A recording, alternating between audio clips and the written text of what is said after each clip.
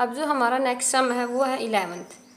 11 में क्या कह रखा है इसने, let L be the set of all lines in a plane. L कोई भी सेट ऑफ लाइन का सारी लाइनों का सेट है प्लेन के अंदर। And R be the relation, R relation है इन एल डिफाइंड एज, इस तरह से डिफाइंड करके जो आर रिलेशन है वो किस तरह से है, R is equal to L1 L2 such that L1 is perpendicular to L2। जो रिलेशन है वो किस तरह से डिफाइंड है हमारा, दो लाइन दे रखी जैसे कि दो लाइन ले ली L1 L2 सच दैट इस तरह से होगा कि L1 is perpendicular to L2 so that R is symmetric but neither reflexive nor transitive. Prove क्या करना हमने, जो आर है वो क्या होगा हमारा सिमेट्रिक होगा, ना तो वो रिफ्लेक्सिव होगा ना ही वो ट्रांजिटिव होगा। ठीक है, इसके लिए सबसे पहले हम क्या लिखेंगे, रिलेशन क्या है हमारा, R is equal to L1 L2 such that L1 is perpendicular to L2। ये परपेंडिकुलर का साइन होता है, ऐसे अगर हम लिख देते हैं तो वो क्या होता है परपेंडिकुलर, इसका मतलब क्या होता है परपेंडिकुलर होता है। अब इसके लिए सबसे पहले हम किसके लिए चेक करेंगे, रिफ्लेक्सिव के लिए।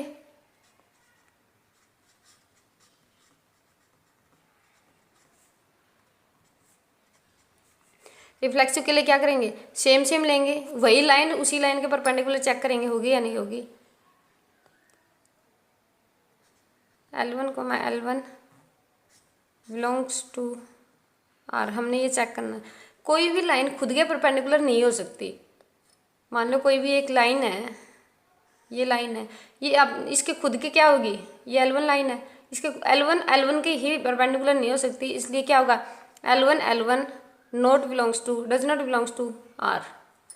तो ये क्या हो गया L1 does not belongs to R हो गया। तो इसलिए क्या होगा R is not reflexive.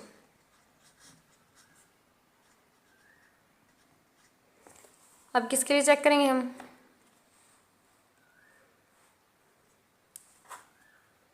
Symmetric के लिए।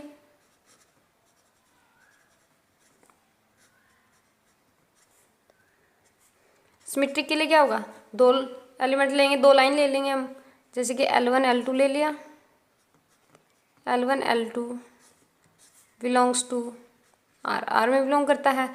हमने प्रूव क्या करना है कि जो L2 और L1 होगी वो भी किस में होगी, R के अंदर। चेक किसके लिए करेंगे, L2 L1 also belongs to R। अगर हमारा ये किस में R जो रिलेशन दे रखा है उसके अंदर आता है तो क्या हो जाएगी, सिमेट्रिक होगा। अगर नहीं आता है तो क्या होगा, वो सिमेट्रिक नहीं होगा। ठीक है, इसके लिए क्या होगा L1 L2 बिलोंग कर रहा है R में, तो इसके लिए क्या कंडीशन होगी, जो L1 होगा हमारा वो परपेंडिकुलर होगा किसके, L2। ये परपेंडिकुलर का साइन है, L1 परपेंडिकुलर है L2 के। पहले हम एक दो लाइन लेते हैं, ये मान लो L1 लाइन है, ये मान लो L2 लाइन है, ये दोनों क्या एक दूसरे के परपेंडिकुलर है, 90 डिग्री का एंगल बनाया तो क्या है परपेंडिकुलर है। L1 परपेंडिकुलर है L2 के, तो L2 भी परपेंडिकुलर होगी L1 के। ये लाइन इस लाइन के परपेंडिकुलर है, तो ये लाइन जो L2 है ये इसके भी तो परपेंडिकुलर होगी। इसलिए अब जो दूसरा एलिमेंट लिया था L2 L1 वाला, L2 is also perpendicular to L1। तो इससे क्या हो गया, जो L2 L1 था हमारा वो बिलोंग्स टू किस में आ गया, R के अंदर। तो इससे क्या हो जाएगा,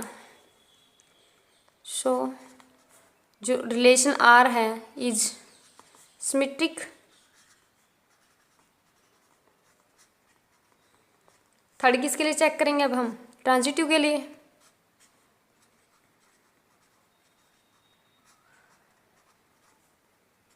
ट्रांजिटिव के लिए क्या होता है, मान लो कि L1 L2 बिलोंग्स टू है R and L2 L3 belongs करता है R के अंदर।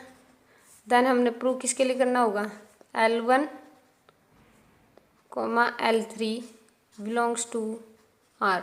अगर ये L1 L3 है जो आर के अंदर आ जाता है तो वो क्या हो जाएगी हमारी ट्रांजिटिव हो जाएगा। अगर नहीं आता है तो ये क्या हो जाएगा फिर हमारा not transitive. L1 L2 belongs to R है, इसके लिए क्या होगा जो L1 लाइन है is perpendicular to L2 and L2 is perpendicular to किसके है L3 के, L3 के होगी इस तरह से।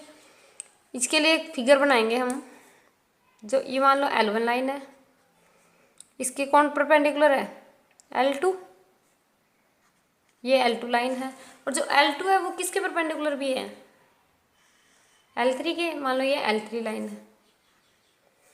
अब इस फिगर से देखेंगे क्या जो L1 और L3 है वो भी एक दूसरे के परपेंडिकुलर हैं, नहीं है। क्यों नहीं है, क्योंकि दोनों तो क्या है एक दूसरे के पैरेलल है। L2 तो L3 के परपेंडिकुलर है और जो L1 है वो L2 के परपेंडिकुलर है, लेकिन जो L1 और L3 है वो एक दूसरे के परपेंडिकुलर नहीं है, क्योंकि ये दोनों एक दूसरे के क्या पैरेलल है। इसलिए जो L1 is not perpendicular to L3, तो जो L1 comma L3 does not belongs to R है, L1 comma L3 does not belongs to R हो गया। सो जो आर रिलेशन लिया था हमने is not transitive.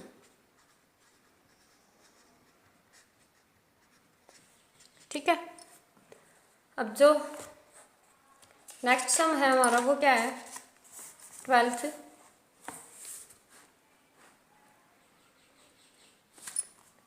determine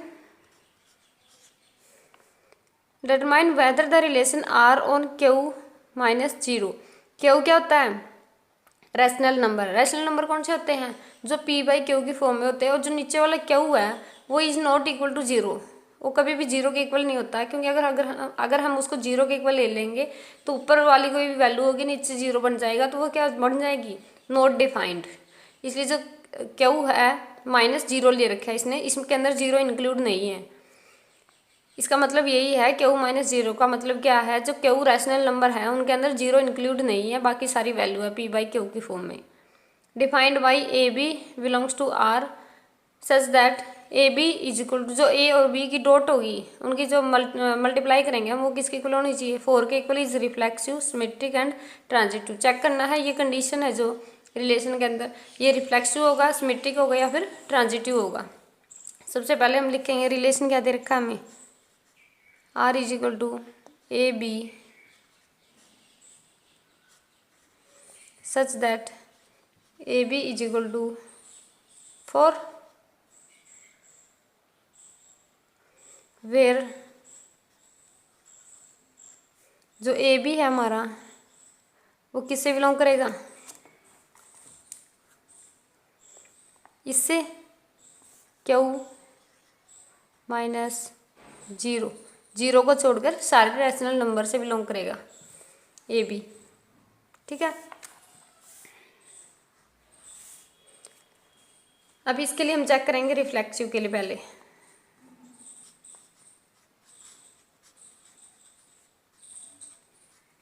reflexive के लिए कैसे चेक करते हैं हम, कोई भी एक एलिमेंट लेंगे A belongs to R, sorry R नहीं होगा यहाँ, ए बी किससे बिलोंग करते हैं हमारे, जो ए है वो किससे बिलोंग करेगा हमारा Q माइनस 0, 0 को छोड़कर सारे रैशनल नंबर।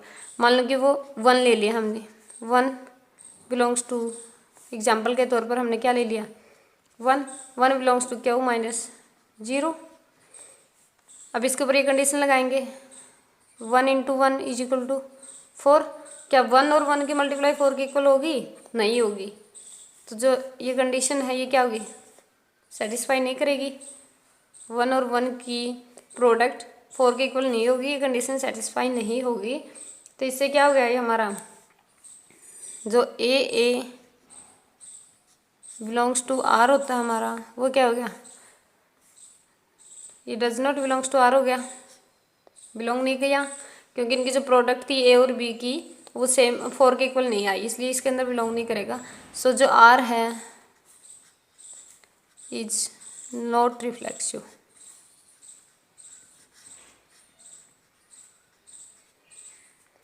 सेकंड किसके लिए चेक करेंगे अब हम? सिमेट्रिक के लिए।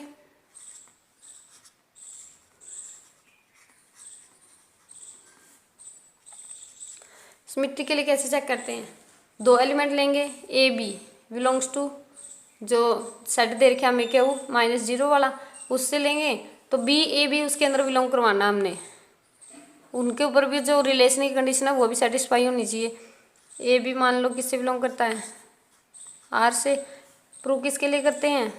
तो क्या होगी इससे, जो ए बी है उनके प्रोडक्ट किसके इक्वल होगी? 4 के इक्वल। प्रूव किसके लिए करेंगे? बी ए के लिए।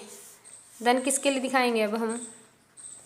B a also belongs to R. जो बी ए की प्रोडक्ट होगी वो भी किसके इक्वल होगी? 4 के इक्वल।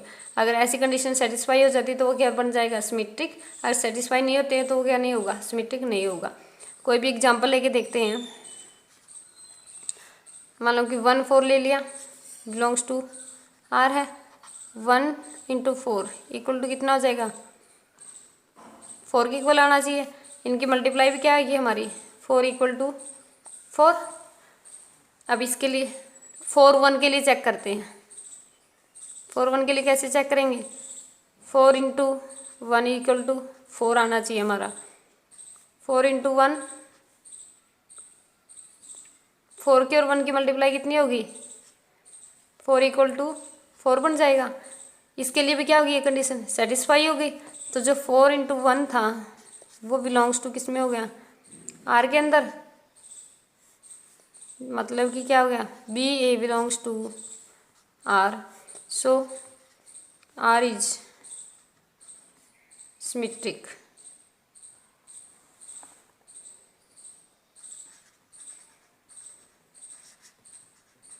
तो आर क्या हो गया हमारा? सिमेट्रिक। अब किसके लिए चेक करेंगे? अब किसके लिए चेक करेंगे हम? ट्रांजिटिव के लिए।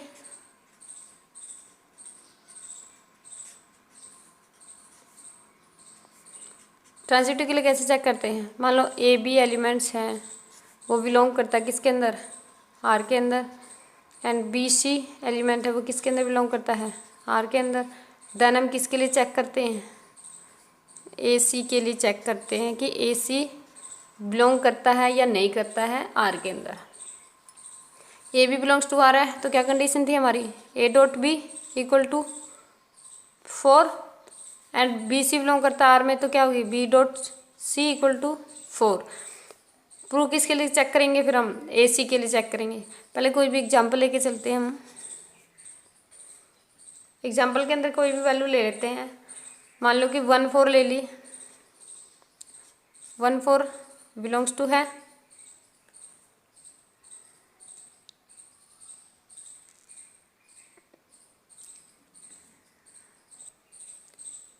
अब हम कोई भी एग्जांपल लेंगे। 1 4 बिलोंग्स टू मान लो कि आर रिलेशन के अंदर बिलोंग करता है। एंड सेकंड क्या ले लिया? 4 1 का। 4 1 ऑल्सो बिलोंग्स टू आर। इसके ऊपर कंडीशन लगाएंगे 1 × 4 = 4 आ गया। एंड सेकंड के लिए लगाएंगे तो 4 × 1 = कितना आ गया? 4। 4 = 4 एंड 4 = 4 हो गया। अब इनके लिए तो क्या है? कंडीशन सेटिस्फाई है। अब चेक किसके लिए करना हमें? एसी के लिए। एसी के लिए क्या? एसी क्या है? 1 1। इसका ए क्या है? 1। इसका सी क्या है? 1 1 1 के लिए चेक करते हैं। अब हम 1 1 के लिए कैसे करेंगे? 1 1 चेक करना हमने कि आर के अंदर है या नहीं है। 1 × 1 = 4 आना चाहिए। 1 = कितना आ गया? 4 विच इज़ नॉट सेटिस्फाई क्योंकि 1 = 4 नहीं होता। विच इज़ इम्पॉसिबल, ये पॉसिबल नहीं है। इसलिए जो हमारी कंडीशन थी ए सी वाली does not belongs to R, so R is not transitive.